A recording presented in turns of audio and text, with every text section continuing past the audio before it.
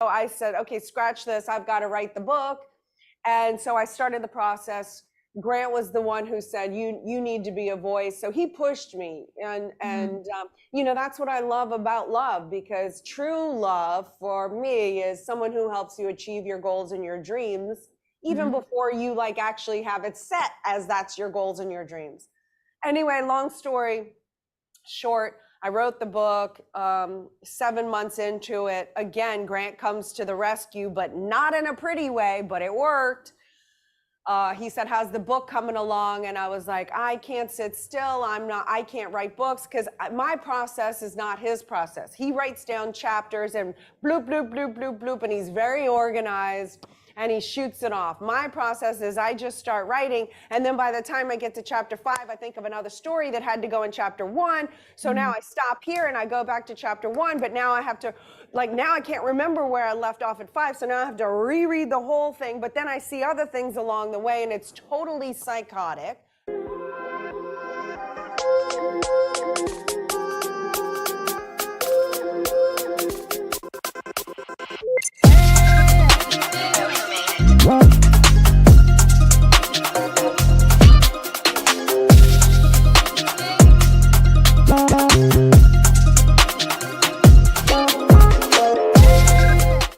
Hello, Empower Nation. Welcome to Empower Her Money podcast. I am your host, Angela Duncan, speaker, best-selling author, serial entrepreneur, and today's episode is sponsored by freemoneytipsbook.com, freemoneytipsbook.com. Head over there, get your free ebook, 7 Unshakable Tips to get you started on your financial journey, which is perfect because today's episode, I get to interview Elena Cardone. She is the powerhouse woman behind the powerful and very outspoken Grant Cardone, and she's going to tell us how to not only be in business with your husband, to talk about being a mother, to be the outspoken powerhouse woman that she is, and how she truly gives back to her 10X community.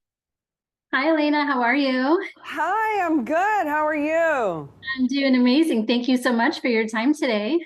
Oh, absolutely. Thank you for what we're going to have as an incredible show today.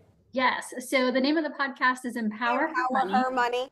Yes. And we talk all things money and business. So obviously a lot of people know who you are, but for maybe the couple of people on my podcast that don't know about Elena Cardone, give us a quick backstory. Oh, okay. So quick backstory. Let's see. I grew up in New Orleans, Louisiana, as this independent, powerful woman, never depend on a man for anything. Yes, I still think that women should understand and be able to self-sustain in life and not have to depend on somebody that's controlling their lives in order where they have to be subservient. I'm not saying that. But I came from that indoctrination, be this independent, powerful woman, never depend on a man, no matter what. But that worked against me when I finally surrendered, tapped out at the age of 30 and married my husband. I was still married to him, operating under that pretense, and it caused, obviously, conflict, because I didn't want to depend on him, but it's quite dichotomous, because now I'm in a marriage and of course I depend on him to do his role. He depends on me to do my role. So we spent the first 4 years fighting each other because I was vying for this position and not, ever needing to need him. And then one day, I don't need to get into that, but I had an epiphany because of certain circumstances. And I woke up to the fact that, wow, that piece of stable datum, independent, strong, powerful woman, never depend on a man, doesn't apply to me in this instance with my husband, because I found the one I trust. He's a good man. And then I was able to depend on a man. I was able to get an alignment with him. And then we were actively able to work together toward a heightened level of success. And we've achieved financially far more than a girl who never went to college and grew up in New Orleans in a very middle class upbringing could ever imagine. We have a beautiful family. I never actually even thought I could have a family, because I even thought that was somehow compromising to women empowerment groups around the world, because somehow in my head that having children was somehow taking away from my importance of life. So long story wrapped up now. I did a complete 180, and now I actually depend on a man. He depends on me. I have no problem saying that because I found the one that I trust. We built an empire, and I actually took a 180 from thinking family and a children hold you back in life to the 180, and now recognizing that that is the most important and valuable contribution that I could have actually made to society. And they've improved my life and elevated my game. So that's me in a nutshell, my transformation and being willing to give up old ideas and to be willing to accept new ideas. And in doing so, I've arrived to this really cool place in life, and that's where I am now. Yes, and I believe that too. So you've still taken, you're still a powerhouse woman, and you could have, been behind the scenes, but you have chosen not to. You are very outspoken. You do run 10X Ladies and do incredible things as well. So talk about how you decided to still keep that powerful feminine side of you and be the public figure instead of just being someone behind the scenes, behind the powerful man. Well, I was behind the scenes for a number of years, especially when my children were very young. I wanted to be a mother. I wanted to be, not that a mother who's working is not a mother. Let me rephrase that. People love to take what I say out of context all the time, but I wanted to be a stay-at-home mother. And so that's what I chose to do. And I actually went through a bit of an identity crisis. I had a lot of my self-worth wrapped up in how much do I make and this and that. And I struggled with that. And I was not doing that back then. I'm doing that now because I've made an evolution. Mm-hmm. I went through it. I've come up with my own thoughts about it. My children are now 12 and 14. So they're at an age now where let's be honest, they don't want me in their lives 24/7. So now I have time to actually get the message out there and empathize with women and be able to say, hey, if you are going through similar circumstances where you are a stay-at-home mom, you are struggling with these issues, hey, I can identify with you. And hey, let me tell you, being a mom is the most important role that you can actually have in society, because without a mother, the civilization ceases to exist, period. Like without mothers, there's no mankind. So there's that, right? So I'm trying to help women be empowered, own their power, not diminish it, never say just a mom. But it's not just the moms, that I'm now being a force for, but really about women empowerment. How do women have self-value, confidence? How do we work in the workplace and balance the being a wife and the children? And I'm not saying I'm perfect by any means, but I've figured a lot of things out that I think could help fast track women's way to success. I have some stats behind me now.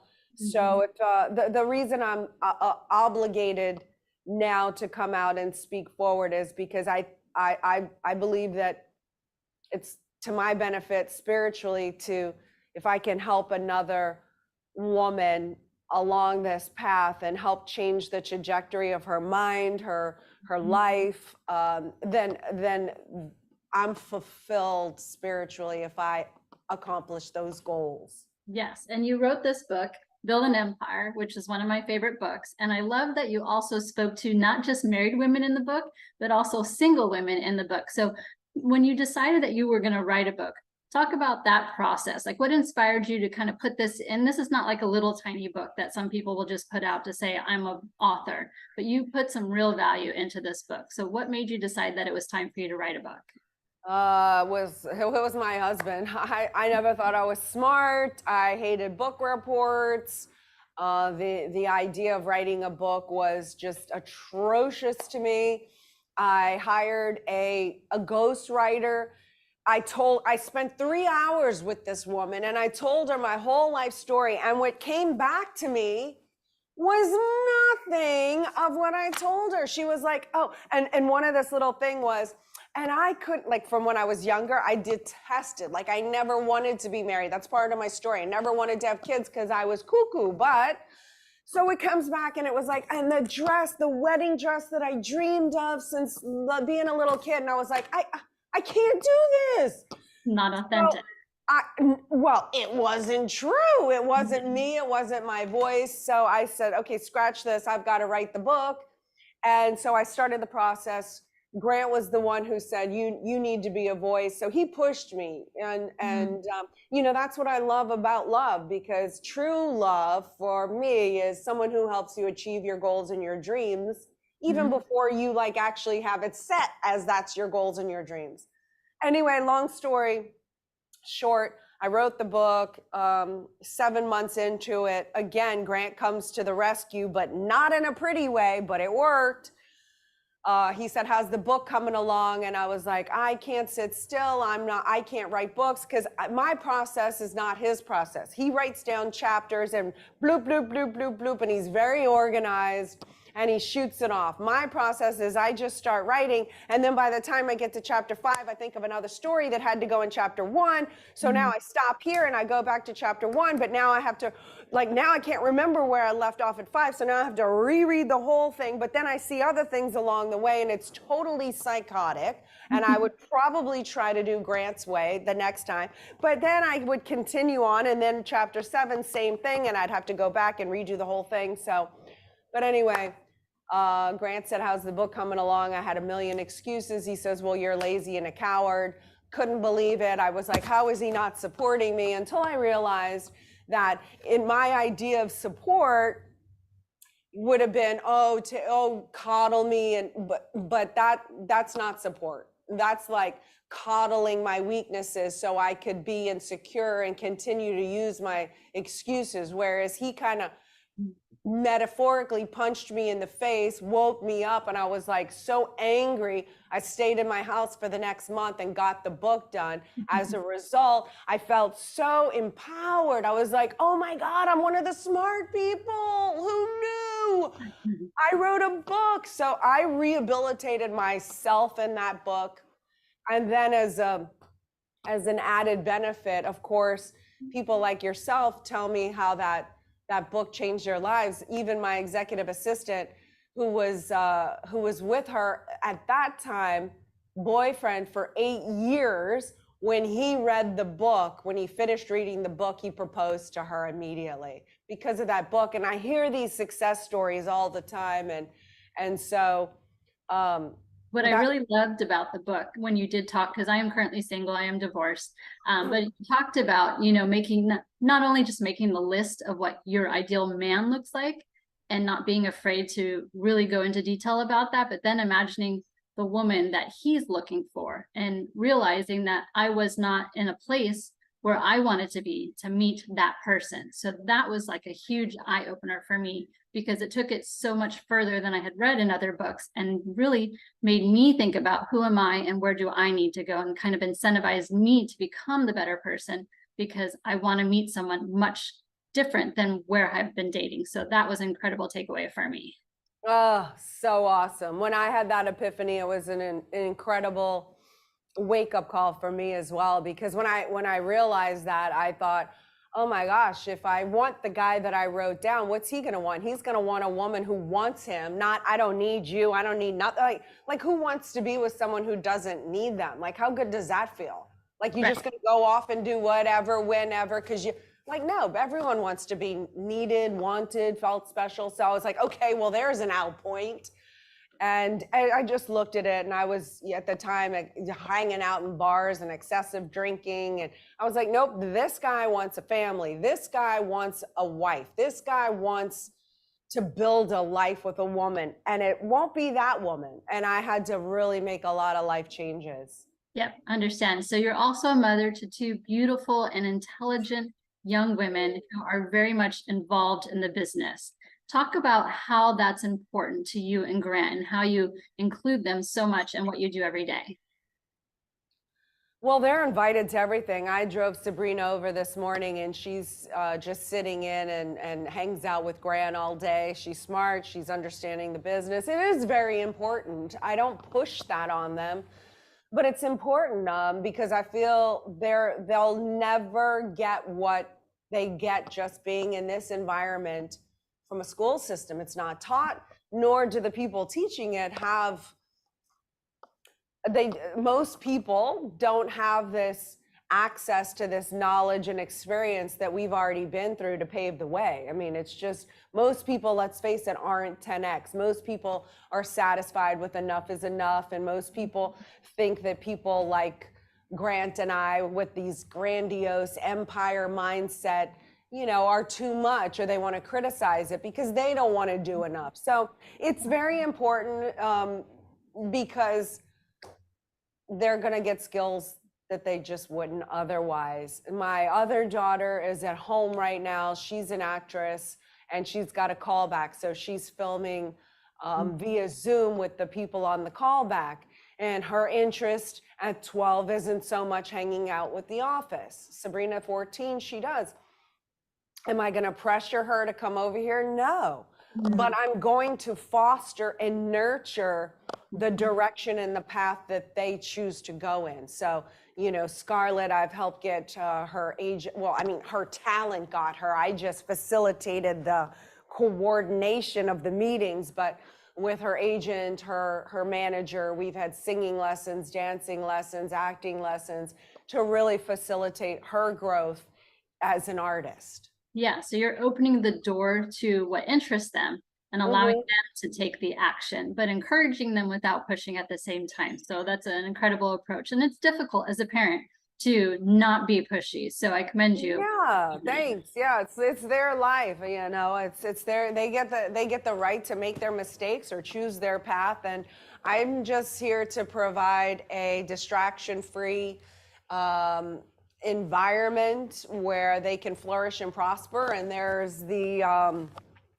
borders of this is the world. The outside of those borders, if you break my rules, those are the consequences. You will know about them ahead of time. There's no surprises. You're free to break the rules. This is your life.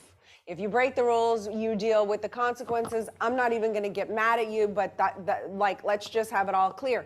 Within the barrier, in the environment, you can paint your strokes, you can do whatever you want. It is your creation.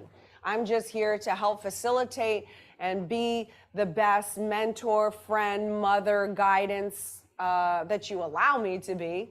Of course, I'm going to hold the parameter that I set for you, because that's my role as a mother.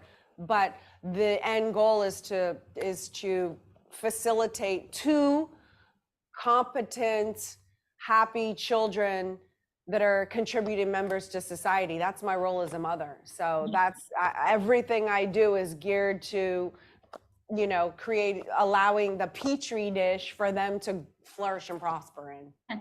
And to be the role model as well. So that's great too. Yeah. I have been to quite a few 10X ladies. I live in Miami, so it's very easy for me to come up to the office. I'll be here at the Real Estate Summit in a few weeks. I've got my necklace that you gave to me. I brought my daughter, who is 20, to the last 10X ladies, and I bought the diamond ticket because for me, I wanted her to be around the best of the best and have a chance to talk with you, which you did some little one-on-one coaching, and with Natalie Dawson, one-on-one coaching. So it is important to be a parent to open the doors, but also to know that they have to work to get to where you're at as well. Right. Oh, that's awesome. Thank you for that. Yeah. So you are a highly intelligent person, by the way. One of the things that fascinate me about you is your love and study for the origin of words. Where do you think that came from? Well, it actually came from a mentor that I study in depth, a man by the name of L. Ron Hubbard. He founded Dianetics and the Church of Scientology. And I had massive study issues my entire life, again, thinking I was a slow and dull student. And then I picked up a very basic book for children called Learning How to Learn. And then I picked up another book called The Basic Study Manual. And it tells you the 3 barriers to study. And I'll just briefly tell them to you, but it changed my life forever. So the barriers to study are, well, one of them is, you know, one barrier is you have to have interest in the subject that you want to study, right? So, and then you can't think you know it all. But the 3 barriers are: 1, absence of mass. What does that mean? That means if I am studying about a thermos, right? Or a deer, and a child at 3 years old is studying a deer, and an adult assumes that they know what a deer is because everyone knows what a deer is. The mass is actually supplying the picture. The ideal scene would be to show and go to the zoo and say, that is a deer, the live deer. Obviously, in a school setting, you can't do that, but show the picture of the deer. That way they can say, oh, that's a deer, that's a goat. This is the difference between a deer, a goat, a dog. You understand? That's mass. When you don't supply the mass, there's certain phenomenon that goes with that. The next one is too steep a study gradient. That's usually involved in, you know, activities like dance or something like that. And so that's too steep a study gradient. That means you were learning this, and then you skipped something and went to the next gradient, and you lack this, and now you're at too steep a gradient and you feel confusion and reelingness. Yeah. See, but now that I can identify confusion and reelingness, I go, oh, too steep a study gradient. What does that say I have to do? And you have to go back to where you were last doing well. And at that point, you either have a misunderstood word in something, or you didn't fully lock down the last step of that dance. You're moving your foot different or something, then you went to go do something else, but you didn't get that piece in, and now you can't have the ability to do the further dance because you didn't lock it in. So, and the third barrier, which is where the origin comes from, is the misunderstood word. And it's deadly because most kids misunderstand words. And it has horrible phenomena like blankness. Have you ever read on a page and you started to read a story and then the rest of the page goes blank and you went into complete non-comprehension? Well, the school system will tell you that you have ADHD and they'll label you and try to put you on drugs. But if you understand the barrier to study, the misunderstood word, you can go back again to where you were last doing well. And at the tail end of that, you will have a misunderstood word. Guarantee. It's never failed. And so also the phenomena, just so your listeners know, if your child is hyper, nervous, kicks like this, those are all phenomenon of misunderstood word. If your child has the phenomenon of wanting to blow, meaning leaving, they've accumulated many of these misunderstood words. And as a parent, what you could do is spot check your kid and say, what is the definition of workshop? Have the kid tell you. If they don't know, then you tell them and have them reread the section or read it to them, and you'll rehabilitate them and they'll actually start to be able to comprehend. But when you're clearing the word, that's what it's called. When you look up this word you don't understand, you quickly go over and find the applicable definition to how it applies in the context, and you read it through, and then you look at all the other definitions and you make sentences with each of those words till you fully understand. And then you look at the origin of the word so you can understand the history. And that is where my love of words came from, because once I finally got this study technology that, again, L. Ron Hubbard put out, Basic Study Manual, Learning How to Learn, phenomenal books. I'm pretty sure you can order them online. Child books, they have grammar books. Anyway, my intelligence shot up. I just thought I was that way and nothing could be changed about your intelligence, but mine, it sharply increased after I started looking up words. I felt more confident. I could read better. I used to not be able to just read something cold out loud. I would stutter. I had very severe anxiety if the teacher called on me, because that was a very difficult subject for me, and it all got rehabilitated. So yeah, that's my love of words. That's good. That's a good understanding of it. You had to remove some blockages so that you could absorb the information in a different way that makes sense to you. And now you know you're intelligent. It just, you had to learn it differently. And back then they just didn't know how to tell you that. Nobody, exactly. I mean, why aren't they teaching you in school learning how to learn? Like, no one taught me how to learn. Like, I thought learning meant I had to memorize, because that is what I had to do to pass the test. Problem with memorization is it's not applicable. So now we're overburdening kids with the task of memorization. What year was Dr. So-and-so blah? Does it matter? Why is this applicable? It's stressful, it's anxiety. And then you're gonna tell me that I got an F because I can't remember dates, and now you're gonna label me dumb because, no, how do you apply? But they're not asking in schools, how can you apply this? Or why is this data? Or how would you, give me 3 examples of how you could apply this data to your life. Okay, then we're breeding smart, intelligent children who can learn how to think and apply the data to life, rather than just let me stress the hell out of them and then go drug them with a bunch of drugs and label them with a whole bunch of problems. Like, no. Yeah, well, we can go into like a 5-day workshop about the failure of school system, but this is why as parents, we take on the responsibility to teach them better. So I have another question for you. What's next for you? I believe you have a podcast coming out, but what do you see in the future for Elena Cardone? Oh God, we have big futures. I'm doing a podcast. It's launching in January, the Elena Cardone Show. I'm going to interview 52 women and men. It's a woman empowerment show. So for the women, yes, their life story. It's going to be incredible, applicable data, inspiration, great tips. For the gentlemen that I interview, it's really picking their brains. I have this idea to interview really successful, wealthy men to see what are they like, how do they get their success, and then talk to them about relationships, non-negotiables. What is their idea of this woman, that with too much makeup, this much, like what are your thoughts on everything pertaining to women, and just chopping it up with the guys so that these single women can look at these men, married and single, and just get an idea of, okay, this is interesting from their point of view.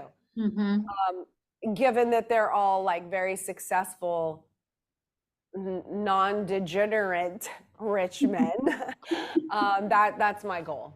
Yeah, you're using it as a platform to teach other people by, similar and learning myself. I'm trying to figure out, how can women and men work more cohesively together and get on the same page. So I have the podcast coming up. I've got my whole Empire series that I do. I do that 4 times a year with the Empire Academy. I have 10X couples. We go out twice a year with couples to remote Cabo retreats, and we have a blast. It's more of an experience. That's a whole lot of fun. I have my real estate empire. I'm growing to 1,000 plus this next, hopefully 2,000 to 5,000 this next year. That would be incredible. And continuing to help around here, being the wife or the mother. So we have a lot of big events. I have a 10X Ladies Club that I'm starting this year, where I can really hone in on some really high-powered, accountable, driven 10X ladies who want to be in a women's only group, where we can have an experience and hold each other accountable, and be able to work and exchange and collaborate with each other to be the women behind the women. In life and in business. So I'm forming the 10X Ladies Club this year that I'm really looking forward to. Yes, and maybe we can do an excursion too someday. Yes.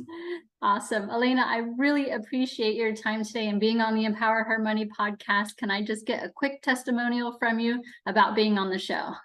Oh, well, it was awesome being on this show. You ask very enriched questions that are exciting and stimulating, and I'm really appreciative to be here, and that you did trust me with your audience. It was really an honor to be here today and be able to open the doors to our communities with each other. So I appreciate it. It was a very fun experience. Thank you. you. Thanks, Elena. Go check out Elena Cardone. Her podcast is coming out soon. Follow her on social media. And if you're in Miami and come to a 10X event, reach out to me and we will do big things together. Thank you. I love it. And the book that you showed earlier, if your audience wants that book for free, go to elenacardone.com/empire. Just pay for the shipping, but I'll send you the book for free. Thank you so much for having me on your show. Thank you. Thank you so much for tuning into Empower Her Money podcast. Hope you enjoyed this episode. Don't forget to subscribe, share this podcast, and leave a review wherever you are tuning in.